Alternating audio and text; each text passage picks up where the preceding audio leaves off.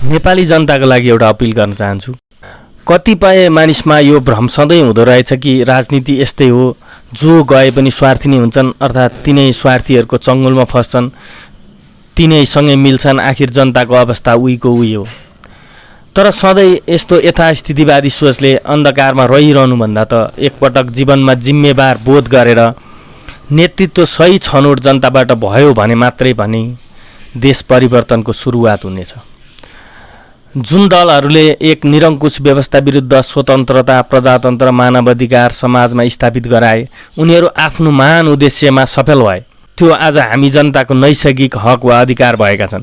तर त्यो महान कार्यपछि तिल मिलाएका वा अल्मलिएका ती दलहरू दलदलमा फसे अनि त्यही दलदलको सफाइका लागि जो नयाँ सुशासन, भ्रष्टाचार, बेथिति अनि समान र सम्मानजनक विकासका मुद्दाहरू नयाँ पुस्ताका मुद्दा भए।